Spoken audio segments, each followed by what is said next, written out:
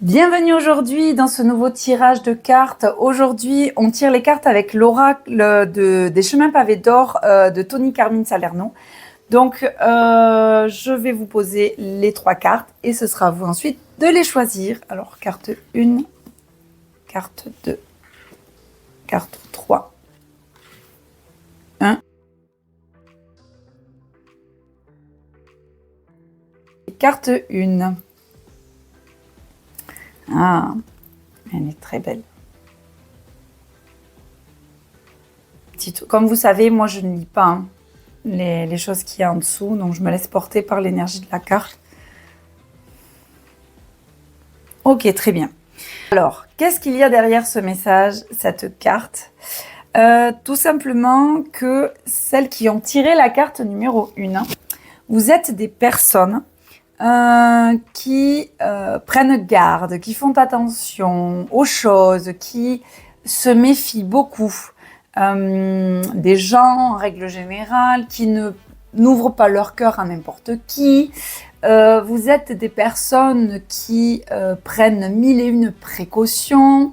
Donc voilà. Donc cette carte, elle vous dit, ok, tu es comme ça, c'est normal, avec ce que tu as vécu. Tu n'aurais pas pu faire autrement de toute façon.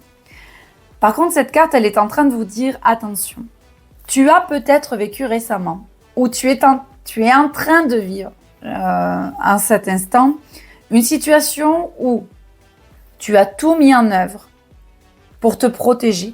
Tu as fait attention, tu as mis 1000 précautions, et malgré tout, il va se passer un truc.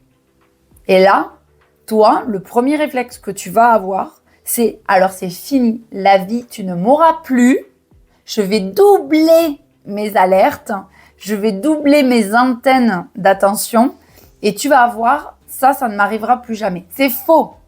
C'est faux, pourquoi? Parce que tout simplement, lorsque vous faites attention à ne pas vivre quelque chose, c'est comme si en fait il y avait des flèches lumineuses qui disaient « Moi j'ai peur de vivre ça, moi j'ai peur de vivre ça ». Ben, la vie, qu'est-ce qu'elle fait? Ok, tu as peur de vivre ça, on va chercher pourquoi. Va vivre ça.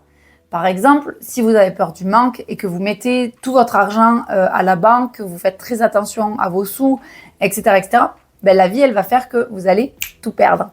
Pourquoi? Parce que il va falloir aller chercher les origines de vos peurs. La vie, elle est très joueuse par rapport à ça. Vous avez peur de quelque chose, mais vraiment viscéralement. S'il n'y a pas d'intérêt à chercher l'origine d'une peur, vous ne risquez pas de la vivre. Mais il va se passer quelque chose qui fait que on va quand même aller se confronter à la peur elle-même. Et donc, c'est de là où, par exemple, si vous avez peur que votre mari vous trompe ou que votre compagnon ou compagne vous trompe, vous allez, par exemple, checker les textos, vous allez regarder les mails, vous allez... poser des questions sur c'est qui déjà ta collègue Chantal ou je sais pas quoi. Et donc l'idée c'est vraiment le fait que vous pourrissiez la vie et que vous dépensiez une énergie folle à vérifier, à checker, à avoir peur qu'il vous trompe, va entraîner le fait que de toute façon il va vous tromper à un moment donné, ou il vous a déjà trompé, ou il va se passer... Alors ce sera pas forcément une tromperie sur le plan physique, mais ce sera peut-être une autre sorte de tromperie. Donc là, la vie, elle vous met pas ça juste pour vous embêter. Elle vous dit, elle vous amène cette opportunité de vie pour que vous puissiez comprendre pourquoi. D'essayer d'aller chercher l'origine justement de ces peurs-là. Voilà, donc l'idée, c'est vraiment de toute façon, ça ne sert à rien d'avoir peur. Bon, mon chéri, il dit toujours, la peur n'évite pas le danger. Ben oui, c'est pas parce que tu as peur d'avoir un accident de la route que tu en auras un ou pas. Voilà.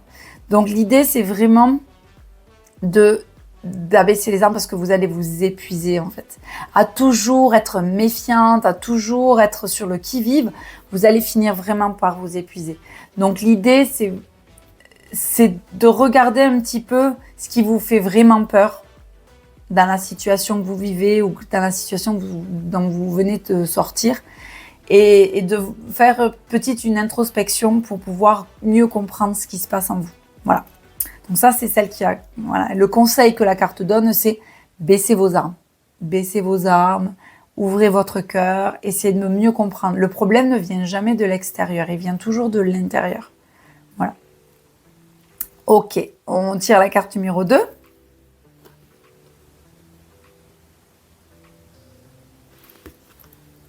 Ok, je vous montre. Donc pareil, on fait abstraction de ça. Ok, alors qu'est-ce qui se passe ici? Alors, je vois une situation qui a posé problème dans... Je vois l'ordre familial plutôt, ça peut être professionnel, ça dépend aussi. Mais je vois plutôt un cercle assez proche. Il y a une situation qui a posé problématique à tout le monde, sauf à vous. Et en fait, ça a énervé les gens tout autour de vous. Mais genre, mais il y a un problème là, tu vois pas qu'il y a un problème. Et en fait, c'est comme si vous étiez complètement indifférente à la situation. Et d'ailleurs, c'est sûrement ce que vous vivez.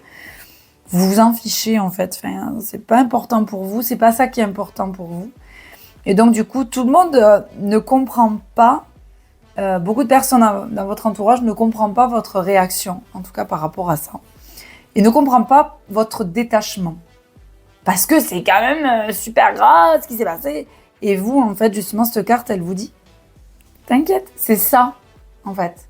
Vous avez raison. Vous avez raison. Ça ne vous regarde pas. Ce n'est pas votre vie. Ce que je ressens, c'est, vous avez, vous, compris qu'il n'y avait pas de jugement à avoir, qu'il n'y avait ni bien ni mal, en fait, dans ce que les autres prenaient comme décision.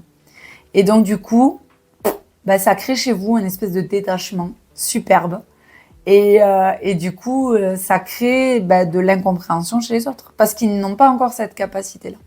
Donc, c'est pas forcément facile à vivre. Mais l'univers, en tout cas les cartes, vous disent qu'il vous faut continuer comme ça parce que c'est chouette, en fait. C'est vraiment chouette. Voilou. Écoutez, pas beaucoup de choses à dire sur cette deuxième carte. Ah si, il y a juste un truc entre... Il ne faut pas confondre indifférence et non-jugement. Donc là, c'est le message, il est là aussi. C'est vous... Les gens disent que vous êtes indifférente alors que non, vous êtes dans le non-jugement. Enfin, en tout cas, c'est ce que je perçois. Peut-être que je... Mais voilà. Et donc, du coup, essayez, au lieu de vous justifier, d'essayer de faire comprendre aux gens, si vous avez envie de perdre cette énergie-là, que vous n'êtes pas dans le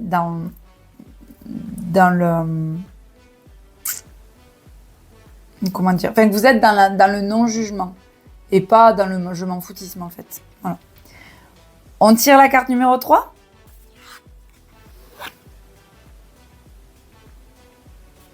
Ok. Donc là, on est sur une carte qui est juste magnifique, avec les fleurs de lotus et tout, trop belle. Ce que j'entends dans la carte ici, c'est que... Et là, pour le coup, je suis en train de lire le message qu'il y avait, c'était ne transigez pas. En effet, là, il y a le côté où vous êtes intransigeante avec vous. Et en fait, c'est dur à vivre, non, tous les jours, d'être aussi difficile avec vous-même. C'est à un moment donné, il va falloir lâcher ou craquer un truc là, parce que vous allez pas tenir. Hein. C'est comme si vous étiez un élastique, et tant que l'élastique tient, ça tient. De temps en temps, hop, ça revient, puis ça tire. À un moment donné, même si c'est un super élastique, vous risquez de craquer, en fait. Et le truc, c'est qu'à chaque fois que vous allez trop tendre sur la corde, vous allez... Là, actuellement, ce que je ressens, c'est que vous êtes intransigeante envers vous-même, que vous faites mille et un trucs, et que vous mettez la mission d'être parfaite sur tous ces domaines-là. C'est pas possible. Si vous voulez tenir dans la durée, ce qui est un petit peu le but de la vie, c'est de la faire durer le mieux possible et le plus longtemps possible. Donc là, si vous voulez durer sur le temps linéaire, le temps qu'on s'est nous imposé, être terrestre, ben là, en fait, le corps ne tiendra pas. Donc, la carte, elle vous dit, ok, tu es intransigeante avec toi-même, mais sois-le peut-être sur 1 ou 2 domaines, pas sur tous.